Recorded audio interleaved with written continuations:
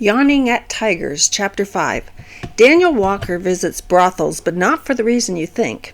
After serving as a detective in New Zealand for 20 years, Walker now uses his law enforcement skills to tackle the evils of sex trafficking. When I spoke with him, Walker had spent 4 years traveling the globe, infiltrating brothels to gather evidence and put away traffickers. His strategy was simple. He would identify brothels he suspected of trafficking and enter them posing as a customer. Wearing a hidden camera, he would pay for a girl and submit a recording of the transaction to local authorities. The evidence he collected, along with his personal testimony, freed hundreds of women and girls and led to the prosecution of many of their captors. As you might imagine, it was dangerous work, physically and spiritually. He had to travel to rough neighborhoods and navigate the seedy underworld of the sex industry. Thugs and pimps were constantly suspicious of this man, unlike the rest of their clientele, who paid for girls only to have conversations with them. There were many close calls. He told me about how during one of his early missions to a brothel in the most dangerous part of Tolima, Colombia, he found himself paralyzed with fear. I didn't know what would happen in this brothel as a good Christian boy from New Zealand, he admitted to me. I was afraid of the bad guys with guns, and there were bad guys with guns, and I was afraid of evil. This was a place where the demonic reigned. To keep his cover intact, Walker danced with a girl he guessed was no more than 16. As he danced, he prayed silently. Then he had an epiphany that dispelled his fear. He told me the tables turned when suddenly I saw this prostitute not as a threat to my purity or professionalism, but as a child of God whom he greatly loved. I was filled with this all-consuming, holy hatred for the way evil had ensnared her small life, a holy anger in a world that allows its children to be sold as playthings for the lusts of men. I captured on my covert camera enough evidence to put the bad guys in jail. If anyone was dangerous in that place, it was me. As he told me the story, a smile crept across his face. How much different would it be if Christians saw themselves as the dangerous ones, he said.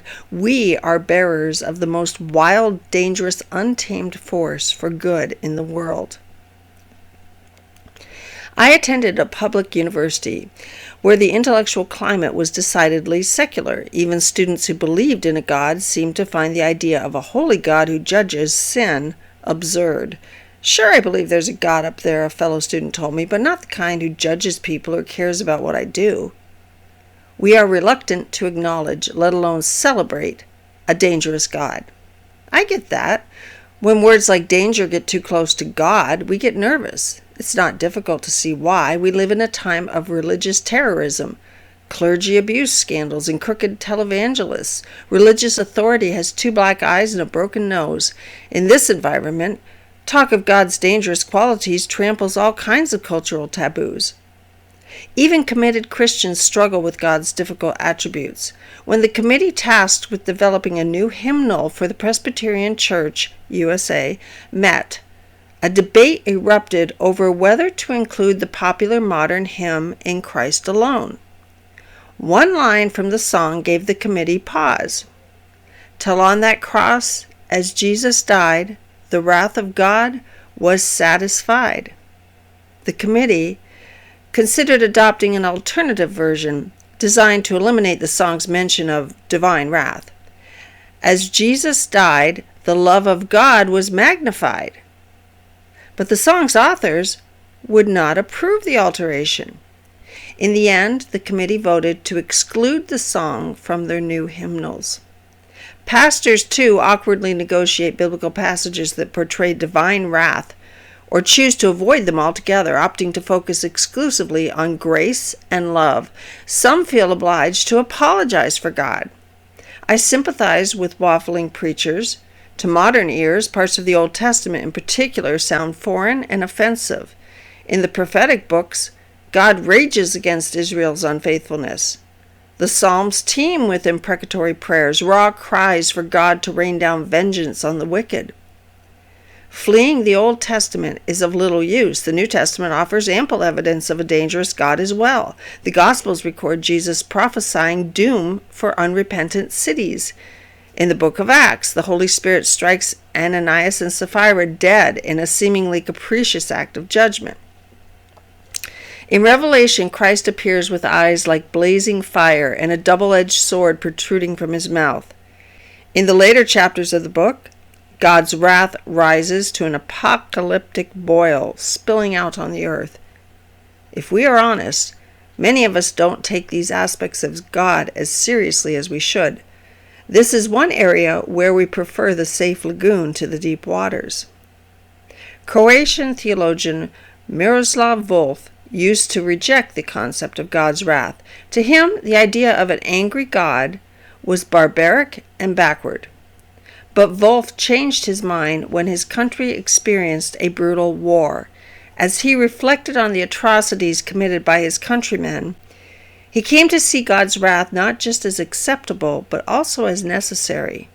He said, "My last resistance to the idea of God's wrath was a casualty of the war in the former Yugoslavia, the region from which I come.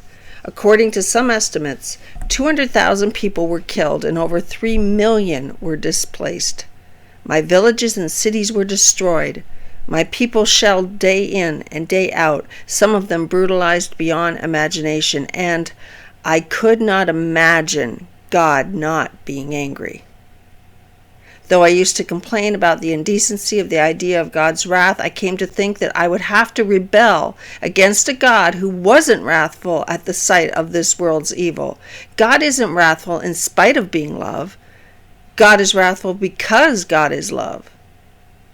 As Volf came to realize, only a God who punishes evil and rights wrongs is ultimately a God of love. It's not just the wicked who have to think about a dangerous God. The Bible repeatedly commands the fear of the Lord for anyone who hopes to know him. This fear is not something to overcome or counsel away. It is something to be sought. Scripture maintains that the fear of the Lord brings wisdom, long life, righteousness, and other blessings. This isn't merely a shaking in your boots kind of fear, though we certainly see examples of that in Scripture. Rather, the fear of the Lord suggests a sense of sobriety towards God, a down-in-your-gut reverence. To fear the Lord is to be grounded in reality, to have an accurate view of God's holy nature and his awesome power. John Piper used an analogy to explain the fear of the Lord. "Imagine hiking across a glacier," he wrote, "when a brutal storm whips up. Terrified, you seek shelter and find a cleft in the ice where you can ride out the storm in safety. From that sheltered position, Piper invited readers to imagine how they might feel about the storm. Even though you are secure, the awesome might of the storm rages on, and you watch it with a kind of trembling pleasure as it surges out across the distant glaciers. Not everything we call fear vanishes from your heart, only the life-threatening part. There remains the trembling, the awe, the wonder, the feeling that you would never want to tangle with such a storm or be the adversary of such a power." I like that picture. It captures something of the healthy respect we should have for God. To fear the Lord is not to suggest God is callous or cruel, just the opposite, in fact. It is God's consuming love that makes him so dangerous. Because he cares deeply for his creation, he will not tolerate evil and injustice forever. Sin corrupts and destroys what he has created. So when he sees that happening, he is incensed and becomes very dangerous indeed. Like Volf, I find this truth comforting. What kind of God would look indifferently on Auschwitz or remain unmoved by child abuse, or, as Volf wondered, be apathetic about the loss of life in a brutal civil war? Not the God of the Bible, not the God revealed in Jesus. God's response to evil is always holy anger. As unpopular or uncomfortable as it might be to speak of a dangerous God, it is crucial we do so. Not only because we need an accurate view of God, and not merely because we wish to reap the incredible rewards promised to those who fear the Lord. Seeing God as dangerous is essential to how we live. As children of our Father in heaven, we too are called to be dangerous. I'm not talking about being violent or destructive. But like God, we should be dangerous to evil and injustice, a holy threat to anything that preys on the innocent, crushes the powerless, and enslaves people to sin. As Daniel Walker told me his story, I felt energized. That's what the Christian life is about, I thought. It's not about insulating yourself in a religious bubble to avoid being tarnished by the world. It's not about hiding from evil. It means working against injustice, confident that light is more powerful than darkness. At the same time, I felt a twinge of sadness. Why wasn't I living that kind of dangerous life? I realize not everyone is called to infiltrate brothels, but why did I and so many of my Christian friends seem stuck playing spiritual defense? What prevents us from becoming a threat to the kingdom of darkness? Why are so few North American Christians truly dangerous? Well, for one, I think we're too concerned with our own safety. We are obsessed with it and spare no expense pursuing it. We drive crash-tested cars with side impact airbags. We vaccinate ourselves against diseases and stock our cabinets with hand sanitizer and medications. We insure our lives, our health, our homes, our cars, our possessions, even our pets. We purify water that is already safe to drink. We download software to protect our computers and back up our files. We buy security systems for our houses and automobiles, and those are just some of our individual efforts. Every year, the United States government spends more than $43 billion on domestic security, not including military spending. We Christians are not immune to this safety obsession. I shake my head when I hear the local Christian radio station promise safe, easy listening with no offensive lyrics. Safe? Our founder was murdered. No offensive lyrics? Every time Jesus spoke in public, he seemed to incite rage. Perhaps our preoccupation with safety is seen most clearly by looking at our prayers. I've been in the church all my life. After attending hundreds of church services, prayer meetings, and small group gatherings, I'd have to say that the most popular prayer is the prayer for safety. I find it interesting that the Gospels record not one instance of Jesus or the disciples praying for physical safety. Yes, Jesus prayed that the disciples would be kept safe from the evil one. But given that Jesus also warned his followers that they would be hated, arrested, beaten, and even murdered, I'm guessing the safety he prayed for was of the spiritual, not physical variety. So while the Gospels barely mention safety, we can't shut up about it. In fact, for some of us, it's the only kind of prayer we utter. That and the one for a better parking spot. Don't get me wrong, guarding you and your loved ones against harm is wise. Asking God for protection is too. But when a desire for safety paralyzes us with fear and prevents us from carrying out God's mission, something is wrong. When petitions for safety dominate our prayer lives, it's a sign our spiritual house is not in order. The early Christians were forced to their knees when threatened, but their prayers were strikingly different. In Acts 4, Peter and John were arrested for preaching Jesus' resurrection from the dead. They were released but threatened and ordered not to speak or teach at all in the name of Jesus. These were no idle threats. They knew that to disobey these orders would likely mean further imprisonment, whippings, even death. Peter and John were understandably shaken by the ordeal. When they joined the other believers, they lifted their voices together in fervent prayer. But they didn't pray for safety. They prayed for boldness. Now, Lord, consider their threats and enable your servants to speak your word with great boldness. Think about how strange this prayer is for a moment. In response to being threatened, they prayed for the courage to keep doing the very thing that got them in trouble in the first place.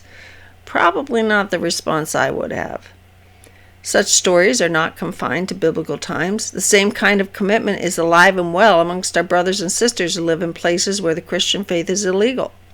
I recently stumbled across an interesting set of questions used by Asian Access, a Christian missions agency in South Asia.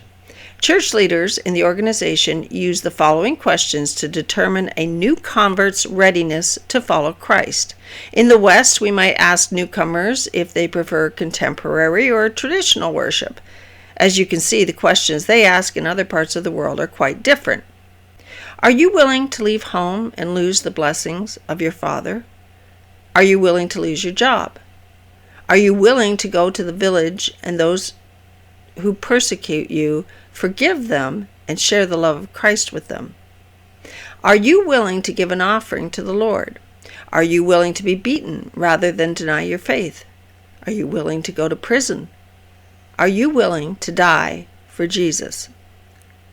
Besides making me feel very grateful for where I live and slightly guilty for feeling grateful, the questions sounded familiar. I heard an echo of Jesus' words from Luke 14. You know the passage. Jesus spun around to the people following him and asked, "Are you sure you want to do this?" That's my paraphrase, of course. What Jesus actually said was much worse. If you want to be my disciple, you have to hate your family, take up your cross, count the cost, give up everything. The kind of demands as unwelcome in our day as they were in his. Years ago, I volunteered at an event put on by a national youth ministry. The evening was fun, but grueling. We bobbed for apples, captured flags, and raced eggs across the floor using only our noses. The games culminated with a frigid indignity. I lay on my back and let 3 giggling teenagers make an ice cream sundae on my face. As I toweled chocolate syrup from my chin, a leader ordered the teens into a semicircle. It was time for the devotional, which included a gospel presentation, but it was a gospel presentation that made me want to stand up and scream. Being a Christian isn't hard, he told the group. You won't lose your friends or be unpopular at school. Nothing will change. Your life will be the same, just better. I glanced at the teens.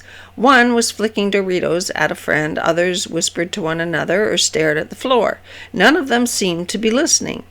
And why should they? I wondered. Who cares about something that involves no adventure, no sacrifice, and no risk? The leader was selling them a small god, one who demanded nothing of them, and they weren't buying it. The famous English pastor John Stott told of visiting a rural church in England while on a study leave. He worshipped with them each Sunday and shared in their fellowship. Week after week he heard the pastor address issues facing the village and listened to their prayers concerning their church. They didn't pray for anything beyond the safety of members on vacation and for those recovering from illness. At the end of his visit, John Stott came to a sad conclusion. They were a village people, he said, and they worshipped a village god. I'm afraid that's all too common in the church today. We have big buildings, big budgets, and a small god, a village god. If there was anyone who did not worship a village god, it was the mid-20th century missionary Jim Elliot, who was killed bringing the gospel to the Wodani people of Ecuador. When Elliot observed the safe faith practiced by most Christians of his time, he wrote these words: "We are so utterly ordinary, so commonplace, while we profess to know a power the 20th century does not reckon with. But we are harmless and therefore unharmed. We are spiritual pacifists, non-militants, conscientious objectors in this battle to the death with principalities and powers in high places. Meekness must be had for contact with men, but brass, outspoken boldness is required to take part in the comradeship of the cross. We are sideliners, coaching and criticizing the real wrestlers while content to sit by and leave the enemies of God unchallenged. The world cannot hate us. We are too much like its own. Oh, that God would make us dangerous." That God would make us dangerous. That's a good prayer. When safety becomes our driving concern, not only do we fail to live dangerously, but our witness to the wider world suffers. We become known solely for what we are against, not what we are for. People identify us by what we won't do rather than what we will. Sometimes our refusals to do certain things should attract attention. But how much better would it be if we were known by the strange things we were willing to do? Things like loving the unlovely, standing up for the oppressed, returning good for evil, or, like the disciples, sharing the good news of Jesus in the teeth of opposition. It's easy to imagine holiness as a stoic staving off of temptation, a perpetual washing of the hands to keep from being defiled from the world. But holiness is so much more than that. It's full engagement with humanity. It means getting dirty up to your armpits. Holiness is about what you're willing to risk to love others and to see God glorified.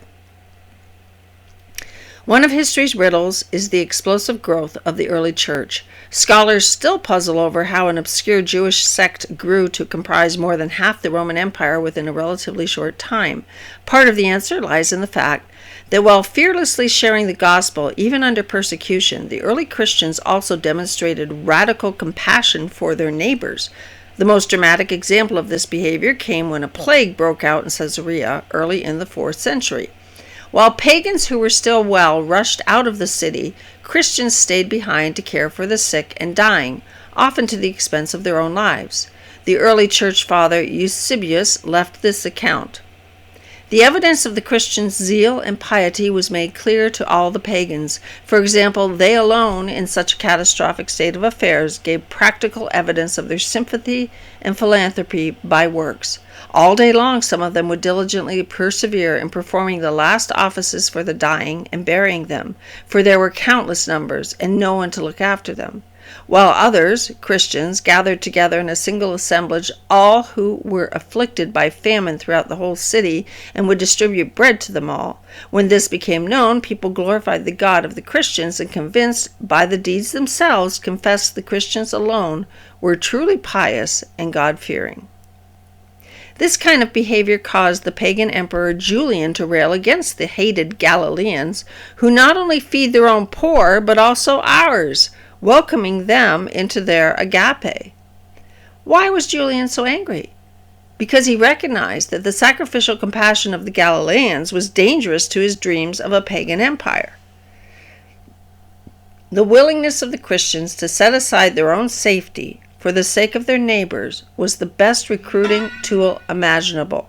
As Romans witnessed the stark difference between Christians and pagans in the midst of the plague, many turned to Christ. History is replete with such examples. When the early European and American missionaries set sail for Africa, they would often pack their coffins with them, all too aware they would likely die of malaria or some other disease and never return. The early results of many of these missions were not promising, but slowly Christian faith took root. Some 100 years ago, less than 10% of Africans identified as Christian. Today, that number stands at 53%. Much of the growth can be traced to the dangerous men and women who sacrificed everything to spread the gospel on a distant continent. When I talked with Walker, the brothel-busting detective, I was curious to hear his thoughts about the men who victimized women and girls. Not just the pimps, but also the customers, the men who rented the slaves to gratify their desires. While undercover, Walker had to blend in with these men, even pretending to be their friend. After hearing the heart-rending stories of enslaved women and children, I was in no mood for compassion. How could you stand to even talk to these perverts? I asked.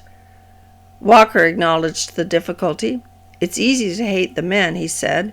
A lot of people say these are despicable, disgusting lowlifes, and they are. But it's easy to forget that we were all slaves and were set free. One man confessed to Walker, "You know, I hate my life and I hate what I do." Walker shook his head sadly as he recounted the conversation to me. I realized he is powerless in his enslavement to the desires he's fed through pornography and other means. I struggled to think of these men as slaves, but Walker's next words made me even more uncomfortable. He drew parallels between the men he'd met in the sex industry and men in the church.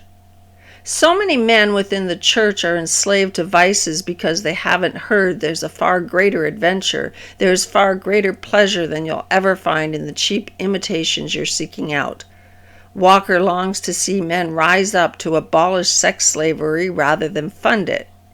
He urges men, use your masculine strength on behalf of the millions of little girls and desperate women who are waiting for you to show up.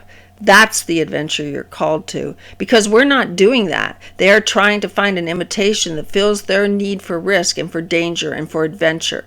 Though I struggled to see these perpetrators as victims, I had to concede Walker's point about the nature of sin. It isn't merely about refraining from certain activities. It's about redirecting and redeeming our desires for holy pursuits. The 19th century Scottish preacher Thomas Chalmers spoke of the expulsive power of a new affection. For him, conquering sin wasn't a matter of steely resolve. It was best accomplished by replacing sinful affections with holy ones. A moralist will be unsuccessful in trying to displace his love of the world by reviewing the ills of the world, he preached.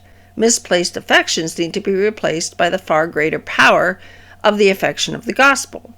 This principle gives us insight into why people indulge in destructive behaviors in the first place. Take, for instance, a middle-aged man who cheats on his wife. Why does he do it?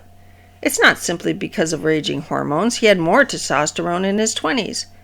It's rarely because he's dissatisfied with his spouse's appearance. In fact, one study found that only 12% of cheating men said their mistresses were more physically attractive than their wives. So why would he cheat? Often, it's because he's thirsty for transcendence, for adventure. He wants an experience that will lift him, if only temporarily, above the boredom of his mundane workaday existence. Of course, sexual desire plays a role, as does selfishness and lack of self-control. There's no excusing the actions. But at the heart of the act is a legitimate desire that has been twisted into sinful expression. As someone once said, every man who knocks on the door of a brothel is really looking for God.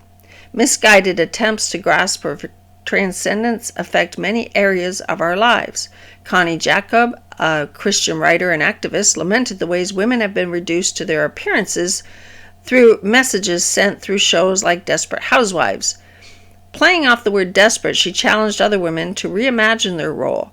You weren't created to be desperate, you were created to be dangerous. You have life-changing impact living inside of you. That's what is going to make you beautiful and vibrant, not another Botox treatment. Dangerous will look good on you. Go try on that for size. It isn't just sexual sin or self-image problems that are fueled by an undercurrent of misdirected desire. We warn against drug and alcohol abuse, and rightfully so, but it's easy to miss the bigger picture. I believe the primary reason it's wrong to get drunk or high is because of what such experiences replace. They are synthetic forms of transcendence, cheap replacements for encounters with the living God. When the Bible warns against drunkenness, it includes a corresponding command: do not get drunk on wine, instead, be filled with the Spirit. Why is drunkenness wrong? Because there's a better experience awaiting us, being filled with the Spirit.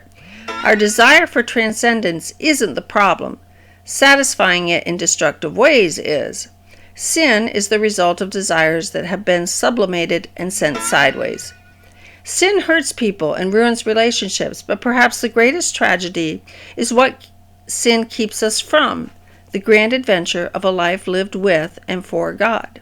Let's get real, you probably won't be martyred in the jungles of Ecuador, or be called to go to Africa with a coffin in tow, or storm brothels around the world. You may, but it's more likely that your calling will be right here at home, raising godly children or representing Christ in your workplace. Those two are high and holy callings. Mark Buchanan, a pastor in British Columbia, was approached by a young single mother. She wanted to put her child in foster care because, as she vehemently claimed, God is calling me to lead the nations in worship, and He wants me to go to Australia and train under Darlene Zech. Buchanan went on to explain that she had no money, no connection with Darlene Zech, an Australian worship leader, and no great talent. Nevertheless, Buchanan wrote, she was utterly convinced God required this of her. Through a series of questions, Buchanan gently counseled her to stay put. Today, she's now middle-aged, married, raising 3 children, and lives down the road. Sometimes the most spiritual thing we can do is stay right where we are, but that doesn't mean we don't live radical lives. This is a challenge for me. I'm an idealistic person. In the past, I held something of an either-or mindset about the Christian life. Either I have to sell everything I own, move to a third world country and live in a hut, or stay where I am and live like everyone else. Strange thinking, I know, but if you think God approves of only those with extreme callings, it's easy to throw up your hands and stop trying altogether. We fall prey to what philosophers call the fallacy of the excluded middle. This refers to flawed thinking that presents only 2 extremes as plausible options while ignoring perfectly good choices in the middle. God may not call you to travel to a distant land or to die for your faith, but you are called to live wholeheartedly for Him wherever you are, in whatever you're doing. The specific places and vocations God calls us to are secondary. The important things are whether we walk with him, take risks where we are, and live as threats to the evil around us. The dangerous God is needed as much in an American suburb as a Colombian brothel. Historian Joseph Lacan asked, "What is it that makes people build shrines, collect relics, preserve the blood of martyrs, and travel to faraway places to touch the bones of long-dead individuals thought to be close to God?" Lacan concluded that chalking up these seemingly strange behaviors to superstition isn't satisfying. For him, there's something deeper going on. Apparently, there's something about everyday life, even in our most satisfying moments, that leaves many people anxious for something else. There seems to be a powerful impulse in human nature to connect with a wondrous, virtuous, transcendent figure, to be in the presence of God. In 2013, a zoo in China started receiving complaints about one of its exhibits.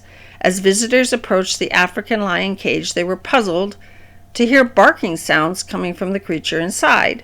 Turns out the enclosure housed a Tibetan Mastiff, a large dog with a thick ring of fur around its neck. Running low on funds, the zoo attempted to pass off the dog as a lion, and visitors were not happy.